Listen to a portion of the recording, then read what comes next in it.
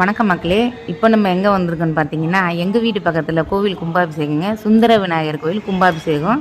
இந்த கும்பாபிஷேகத்துக்கு நாங்கள் குடும்பத்தோடு வந்திருக்கிறோம். காலையில் 7 மணிக்கே ஆரம்பிச்சிட்டாங்க.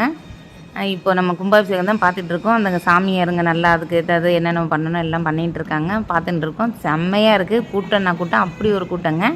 இது முருகர் கோவில், நேதாஜி நகர் முருகர் கோவிலில் சேர்ந்த கோவில். இது பிள்ளையார் கோவில்.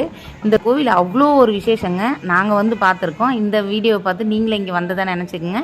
இப்போ அந்த கோவிலோடைய விசேஷம்லாம் ரொம்ப இருக்கும். நீங்கள் பாருங்கள். நான் கல்யாணம் முடித்து இந்த வீட்டு பக்கத்தில் இருந்த கோவிலோடைய பக்கத்தில் இருக்கிற பக்கத்து வீட்டுக்கு தாங்க நாங்கள் வந்திருந்தோம். இந்த கோவிலில் வந்து இங்கேயே இருந்து எனக்கு 2 பசங்களும் இங்கே தான் பிறந்தது. ஆனால் என் பையன் பிறந்து ஒரு 2.5 வயசு வரைக்கும் நடக்கவே இல்லை. என் பிள்ளைகளுக்கு சாப்பாடு ஊட்டுறதுக்கு இந்த கோயிலுக்குள்ளே வந்து தான் விளையாடிக்கிட்டே ஊட்டி விட்டுட்ருப்போம். அந்த கோயில் ஓஃபனாக இருக்கும், சிலை இருக்கும். நாங்கள் எல்லாம் விளையாடிட்டு இருப்போம். அப்போ எல்லாருக்கும் எனக்கு ஒரு வருத்தம், எல்லாம் இது பிள்ளை இவ்வளோ 2.5 வயசாகுது இன்ன வரைக்கும் நடக்கலையே கொள்ளலேன்ட்டு ஒரு மாதிரி மன வருத்தத்தோடு இந்த இடத்துல இருந்து நான் வேண்டிக்கிட்டேன்.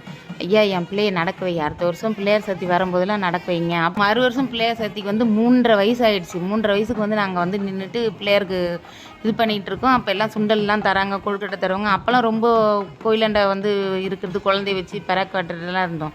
அப்போ அந்த பிள்ளையார் கோயிலில் வந்து நின்றுட்டு அந்த பிள்ளையாருக்கு வேணுன்னா அந்த நேரத்தில் என் பிள்ளை, நாங்கள் அந்த போன 3 வருஷம் வந்து என் பிள்ளையே நடக்க வை, 101 காய் உனக்கு நான் சூற விட்றேன் ஐயா, என் பிள்ளையை நடக்க வை நான் வேண்டிக்கிட்டேன்.